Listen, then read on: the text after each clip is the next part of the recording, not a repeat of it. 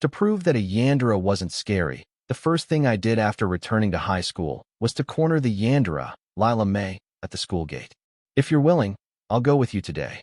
Seeing this, all the students in the school said I was crazy. As the campus heartthrob, I didn't choose the stunning school belle, Clara, but instead chose Lila, known for being unhinged and possessive. Feeling the warmth from Lila's face, I smiled. Lila wasn't unhinged at all. She was the best person in the world. On my wedding day, Lila, wearing a white wedding dress, was particularly eye-catching, but today's protagonist wasn't her. She walked towards me, her eyes red, but when she opened her mouth, it was still that same deadly sarcastic tone. "Honestly, the bride is just average. Why don't you consider me?" "Forget it, you have a heart condition. Marrying you, and then having to remarry would be too much trouble." I rolled my eyes at her. "My heart just has a minor issue. I'm not going to die." Others said that Lila, now grown up, had become a beautiful CEO, aloof and unapproachable, but only with me did she maintain her old Yandere, sharp-tongued demeanor. People who didn't know would think we had dated and then became enemies after breaking up.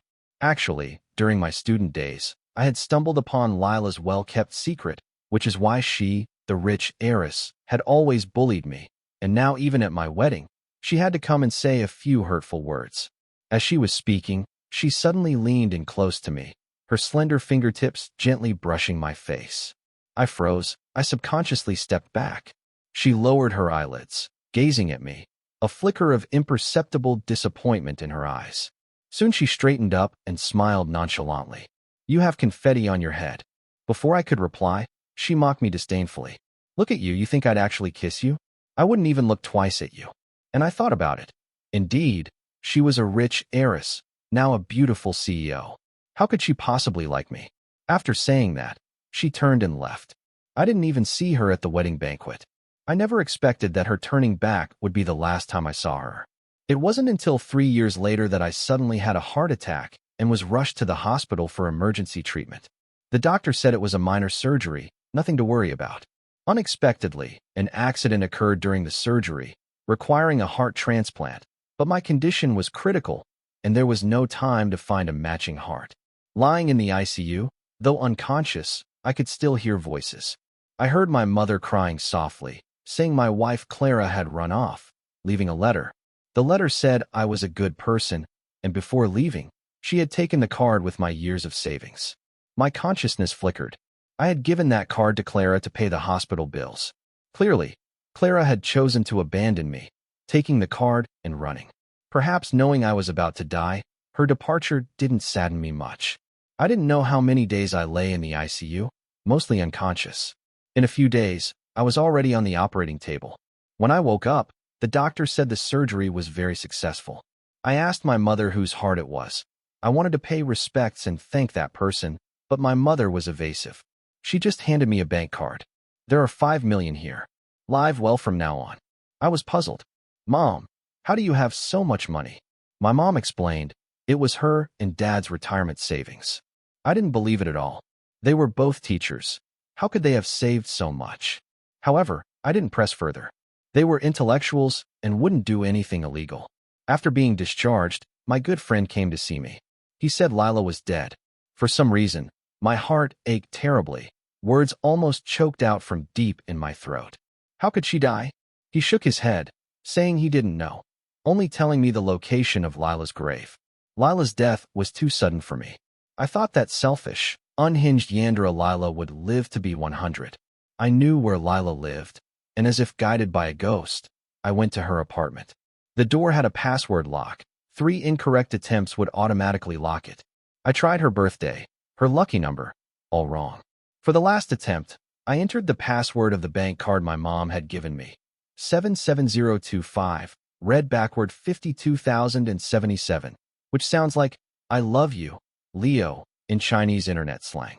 As the door opened, my heart trembled violently. That heart seemed to be telling me to leave quickly, not to go in, but my legs wouldn't obey, and I opened the dusty bedroom door. On the wall by Lila's bed was a large photo frame filled with pictures of me.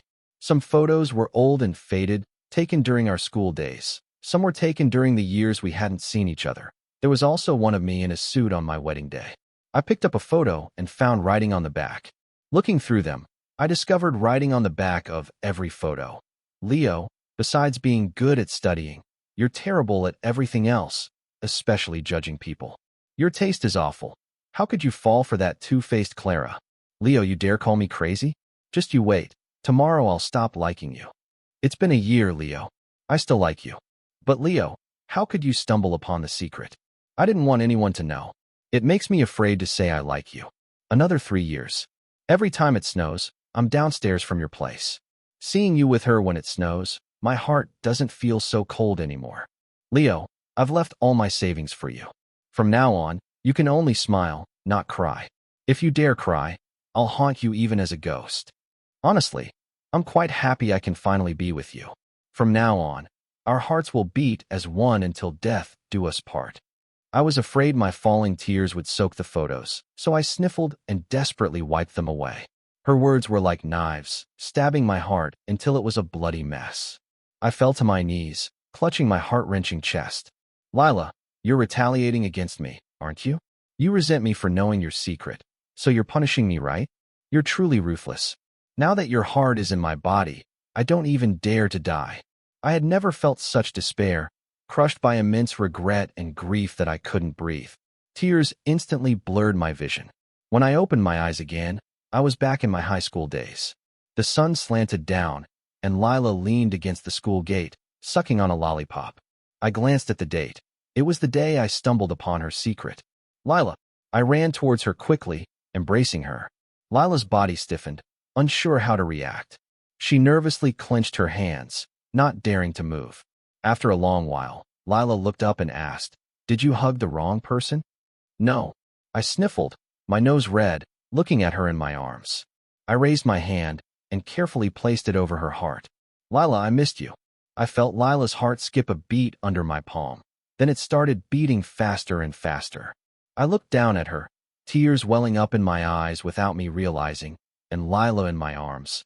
Her cheeks flushed crimson, the blush rapidly spreading to her ears.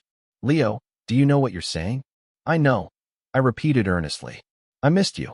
Lila froze, reaching out to wipe the tears from the corner of my eyes, then stared intently at me. "Why are you saying these things? Don't you hate me? Hate me for acting like a psycho and provoking you all the time?" Her voice choked with sobs, and she lowered her head dejectedly. In our student days, Lila and I were from two different worlds. She was a rich heiress and also a Yandere school bully, and I was, in others' eyes, a cold top student who only knew how to study. I didn't hate her. It was just that a mountain bird and a fish travel different paths. Faced with her provocations, I didn't know how to handle them, so I subconsciously avoided her. I was about to explain when I saw someone push her hard from behind and start cursing at her. "Lila, have you no shame? You're trying to steal the person I like too." Passing students stopped, their gazes turning towards us, ready for a show. The newcomer was Clara. If others were afraid of Lila, Clara wasn't. She relied on the fact that I liked her and knew Lila wouldn't dare touch her. Clara took my hand. "Leo, shall we go eat later?" I shook off Clara's hand and nervously steadied Lila, who had almost fallen. I looked at Clara with disgust. "Are you sick?" Clara's mouth fell open, looking incredulously at my hand supporting Lila. "Leo, is this psycho threatening you? Don't be afraid. Does she think being a school bully means she can do whatever she wants in school? I'll go tell the teacher. She'll get what's coming to her." A wave of anger surged within me. Would someone who threatened me secretly protect me in the dark? Would someone who threatened me give me their heart when I was dying? In contrast, Clara took my medical money and ran. Thinking of this, I angrily pointed at Clara, my finger trembling with rage. "If you're blind, go see a doctor. Don't loiter in front of us." "Who said Lila threatened me?" Clara froze for a moment, her face turning pale as she looked at Lila. "Leo, are you sure you want to defend the psycho today?" I retorted irritably. "Didn't you brush your teeth today? Why does your mouth stink so much, calling people psycho left and right? Do you have any manners?" Clara was exasperated. "What kind of spell did she cast on you? Don't tell me you like her." "Yes, I just like her." I took Lila's hand, but she didn't cast any spell on me. I willingly like her. As soon as I finished speaking, the on-looking students started discussing in surprise. "Is Leo crazy, giving up the outstanding school belle Clara for a psycho Yandere?" But a student interrupted. Grades aren't the only measure of a person. Although Lila is a bit psycho at times, her looks are definitely better than Clara's. During PE class, a classmate almost got hit in the head by a ball. Clara was standing right there. She didn't help, just glanced and walked away. It was Lila who rushed over and blocked the ball, saving Kevin. I think Leo and Lila are a better match. Hearing the students' discussion, Clara was furious. Leo, we're supposed to be a couple. What's wrong with you? I cut her off. Who's a couple with you? Did you imagine it? In high school, I never dated Clara. Classmates just shipped us as a top student couple, and over time, everyone spread rumors that we were dating, even up to our wedding. Thinking back now, it's disgusting enough. Clara gritted her teeth in anger. You'll regret being with a psycho like her. I smiled. Don't worry, I definitely won't regret it. And you're the psycho, an immoral, characterless psycho. My words hit Clara's weak spot, and she rushed over in anger and shame, grabbing my arm. Seeing Clara grab me, Lila's face suddenly turned sinister. She darted forward, grabbed Clara's wrist, and twisted it sharply backward. With a click, the sound of a dislocated bone was heard. Clara released my hand, screaming in pain. It hurts, it hurts. Let go. Lila's face was grim, her eyes pathological, and she twisted Clara's wrist backward again with force. If you dare touch him again, believe it or not, I'll break your hand. You know I'm a psycho capable of anything. Clara was sweating profusely from fear, nodding desperately. I won't dare. As soon as Lila let go, Clara, with tears in her eyes, scrambled away. Lila turned around, looking at me with a strange, inscrutable expression. Then, without a word, she strode off. I glanced at the time. There were still 3 hours until I was supposed to stumble upon Lila's secret. I had to prevent it from happening. I quickly followed her. Lila, I have something to tell you. Lila ignored me. When we reached a deserted spot, she suddenly turned back. You're not Leo. Who are you? My steps halted. After a moment of surprise, I asked back, why do you say I'm not Leo? Lila's eyes darkened, and she stared at me with an unreadable expression. I know Leo's personality. I remember all his habits, so I knew at a glance you're not him. I was slightly stunned. Lila knew me that well? I am Leo. I stepped closer to her. I had a dream. In the dream, the god of marriage told me you're my future wife and told me to be more cheerful and lively, not just a rigid bookworm, or we'd have a hard time getting along. I think the god of marriage was absolutely right, so here I am, starting to change. Lila's lips curled into a smile. Do you think I'm a fool? I took another step forward, closing the distance between us instantly. How could there be such a beautiful fool like you? I wanted to tease her, and also to know if the student Leo asked if she liked me. Would she say it directly, or choose to keep hiding it? You know me so well. Do you like me? Lila glanced at me, paused for a few seconds, then said, yes. After speaking, she took a lollipop from her school uniform pocket, put it in her mouth, and continued walking forward without looking back. I jogged to catch up with her. Then why didn't you confess to me? I've said it many times, she asked. When did you say it? Lila stopped abruptly, and I caught off guard, bumped into her back. Her back was to me, her silhouette trembling slightly. In every teasing remark I made to provoke you. I was afraid of being too serious and scaring you, and also afraid of not being serious enough for your dense self to understand, and afraid you'd understand and avoid me. I won't avoid you anymore. I hugged her from behind. Lila turned and pushed me away. You're not Leo. Stay away from me. I said urgently. I am Leo, really. Lila huffed, arms crossed. You said you had a dream. The god of marriage said, I'm your future wife. I nodded emphatically. Lila hummed softly. Since I'm your future wife, then come here and kiss me. What? Unwilling? That means you're lying to me. I walked up to her, and just as she was smiling, I kissed her on the cheek. Lila's eyes flickered, then her tone became somewhat sinister. Just one kiss. I was stunned for a moment, and she suddenly pressed the back of my head, and then a warm kiss landed on my lips, light as a feather, but after I closed my eyes, it slowly deepened. The gardenias nearby swayed gently in the wind, and in the dappled light and shadow, the girl gently held my face. Leo, you're 27, still so innocent. Lila's voice was as light as a whisper. My head was spinning from the kiss, and I didn't quite hear what she said.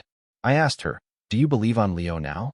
She chuckled, pinched my cheek, and turned to leave, casually tossing out, "Not sure. Needs further investigation." I felt like I'd been played. I glanced at the time and hurriedly chased after Lila, grabbing her arm. "Can I take you out to play?" "No. I'll treat you to dinner." "No. I'll take you gaming all night, my treat."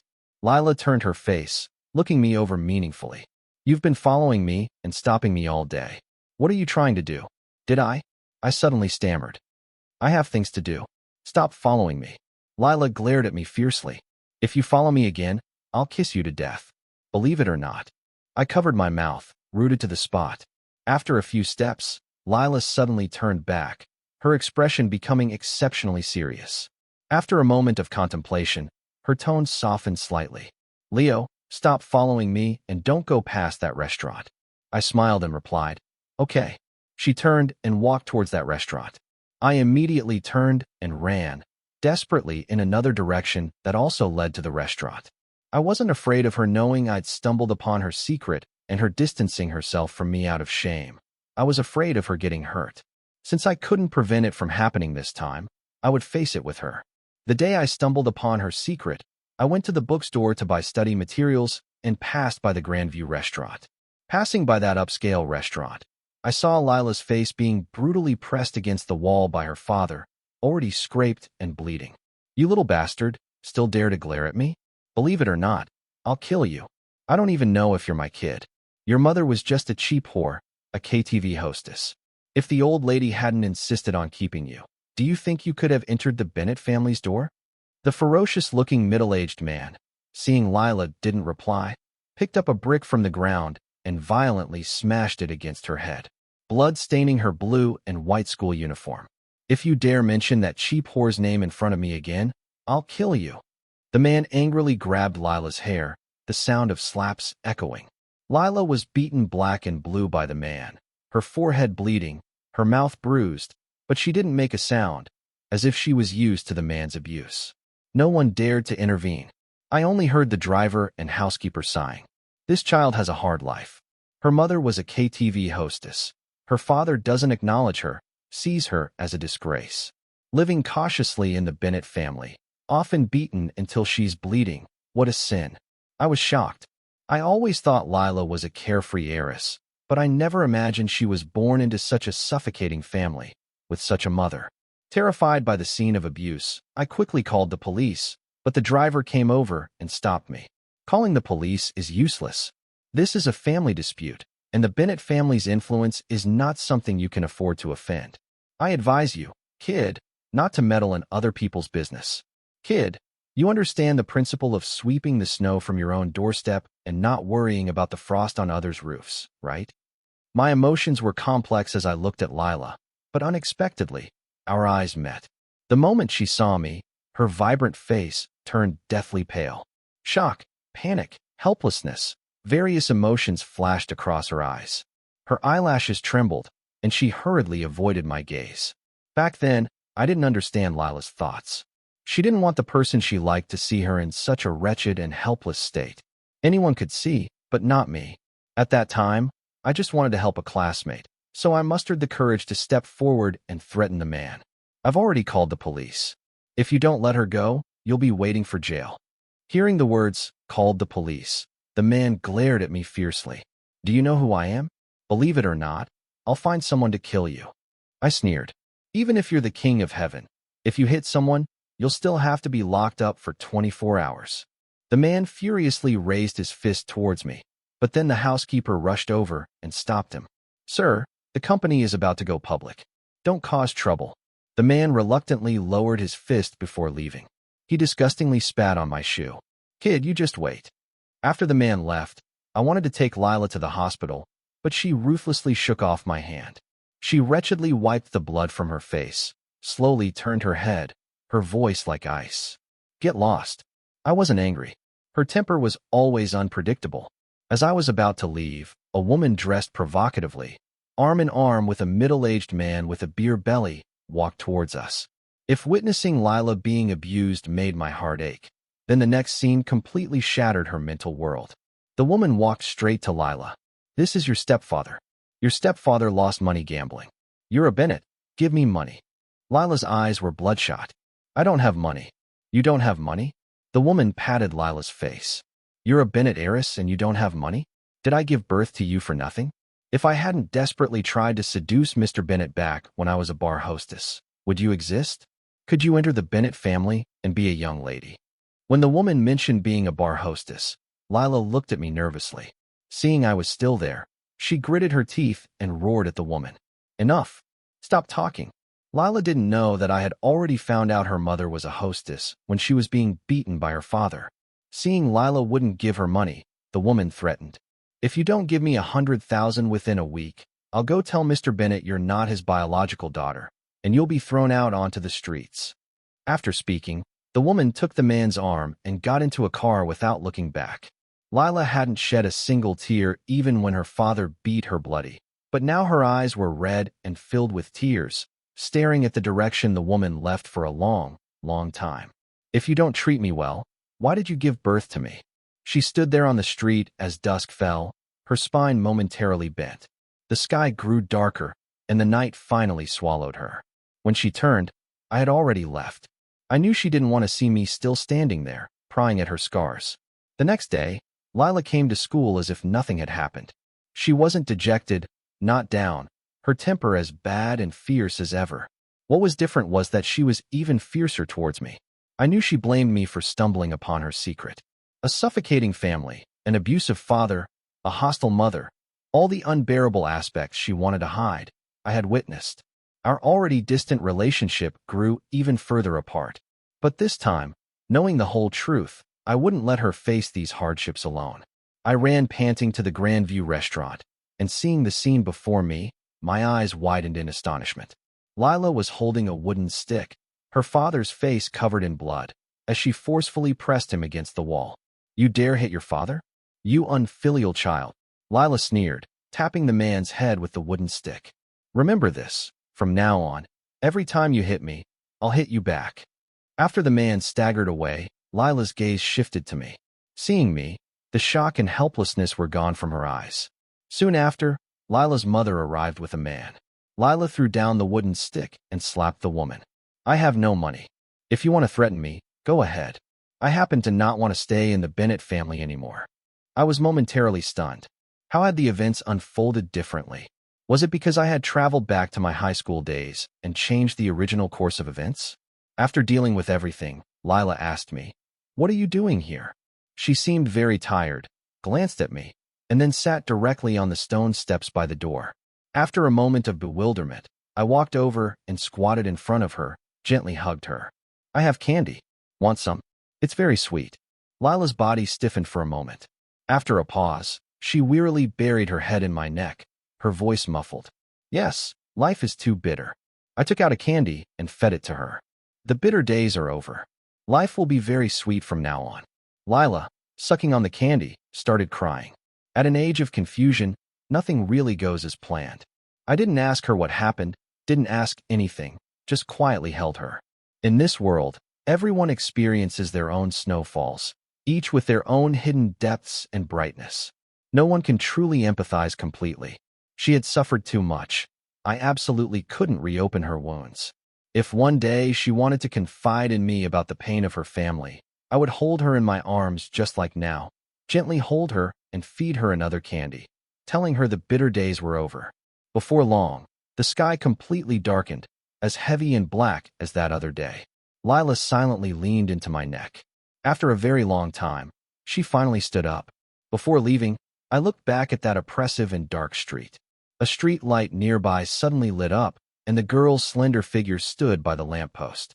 When she looked at me, her lifeless eyes flickered with a faint light. She curved her eyes and smiled.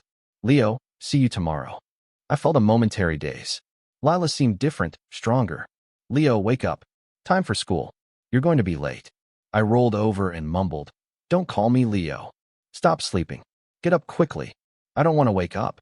Don't call me. My blanket was suddenly yanked off. Get up quickly. Don't call me. I opened my eyes and roared. I said I don't want to wake up. I don't want to wake up. Don't you understand? My mom stood by my bed, suddenly stunned. She asked in astonishment, Leo, did you take the wrong medicine?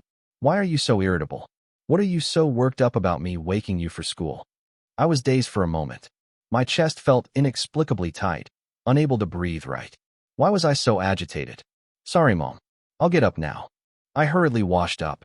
At school, while going upstairs, I saw Kevin from class 5 blocking Lila at the staircase. Kevin said, "I'll help you study. Getting into college will definitely be no problem." Lila stood on the stairs. Her pretty face froze for a moment. Seeing she didn't reply, Kevin nervously clenched his hands. "Honestly, I like you. I want you to get on the right track." He flusteredly explained. "It's not because you blocked the ball for me yesterday that I started liking you. Do you remember the first day of school? The sun was very bright that day.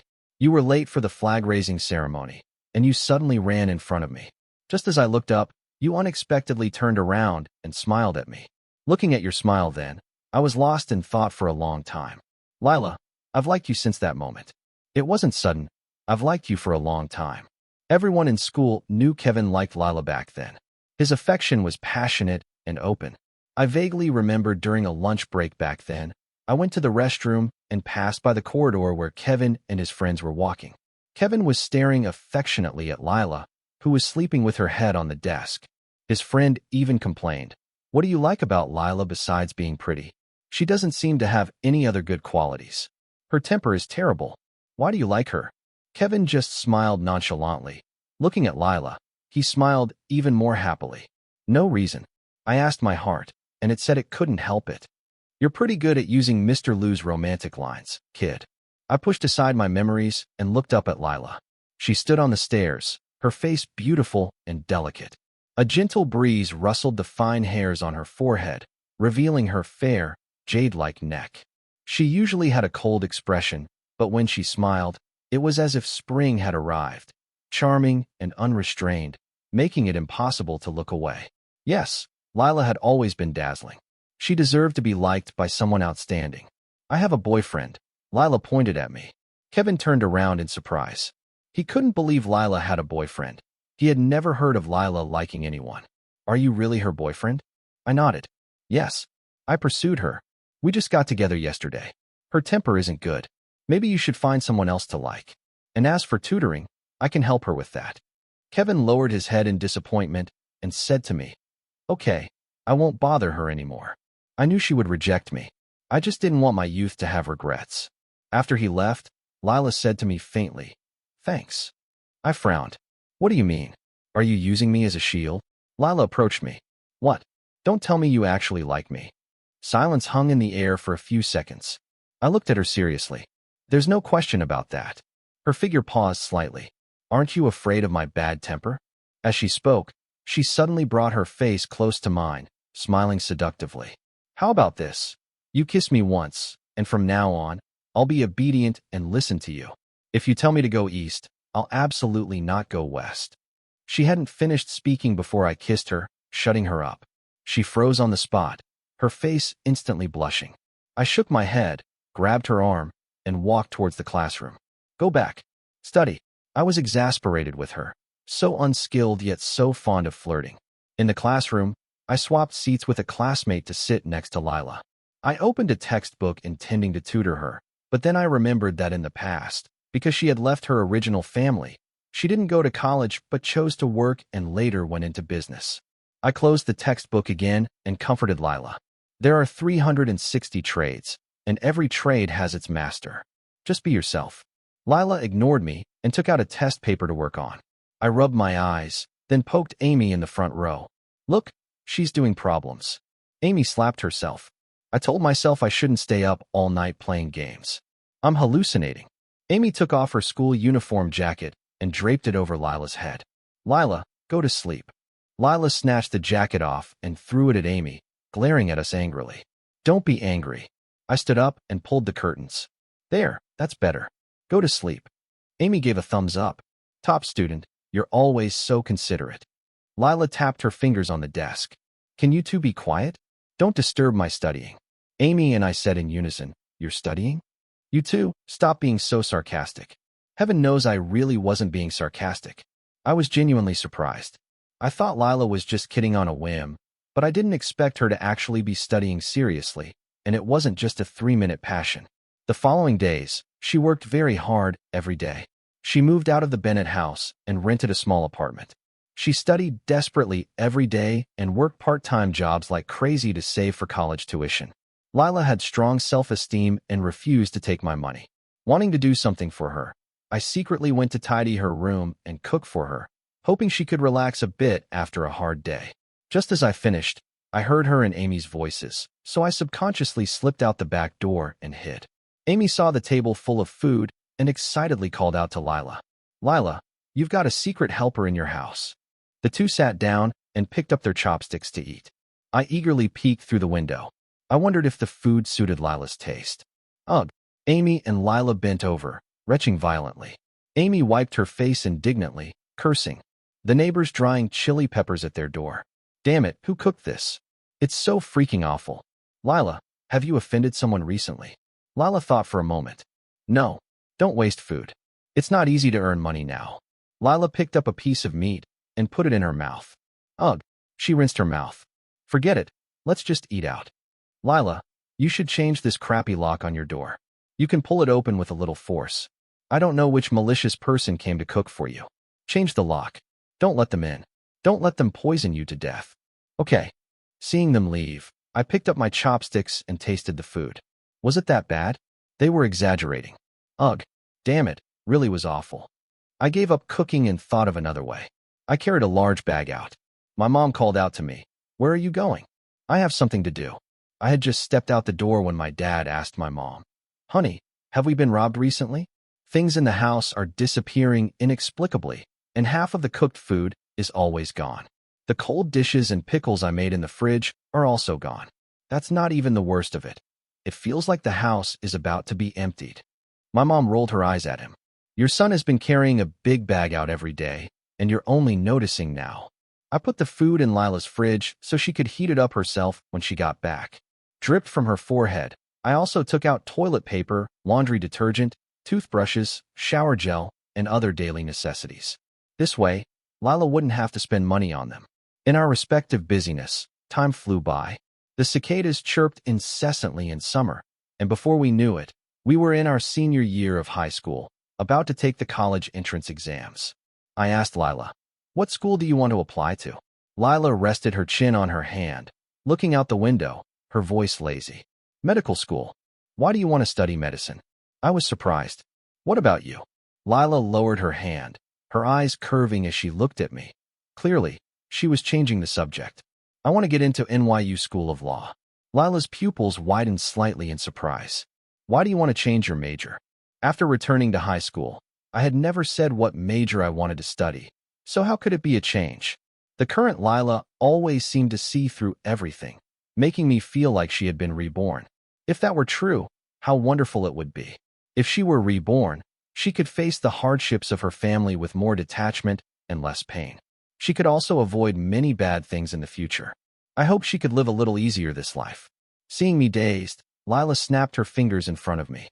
"What are you daydreaming about? Why do you want to change your major?" I smiled without saying anything. Because I wanted to be a lawyer in the future. If any bastard bullied Lila again, I would sue them to death. I think lawyers are cool. I took a strawberry-flavored candy from my pocket and offered it to Lila's lips. "Here, open your mouth."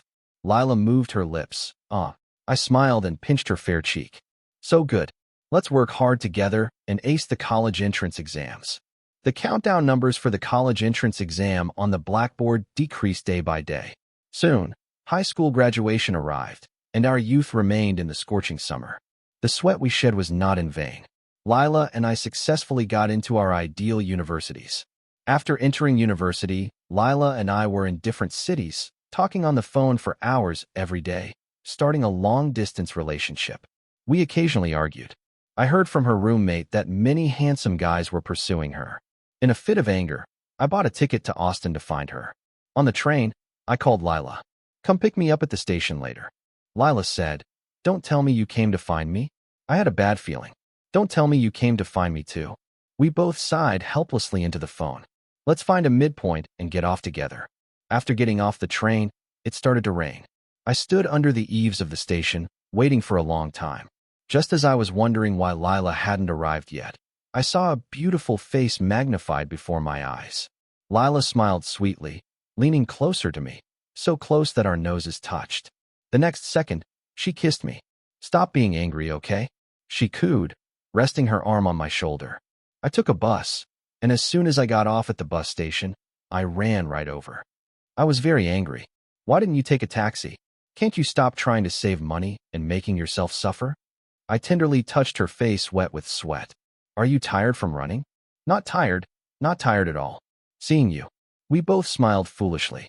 As it grew dark, we held hands affectionately, looking for a place to stay. At the hotel, we looked at each other. I had booked a room with 2 beds. After sitting for a while, I felt a bit awkward and said, I'm going to take a shower." Afraid Lila would misunderstand, I explained, "I'm really just, wanting to take a shower. I feel all sticky." Lila nodded. "Okay, go ahead."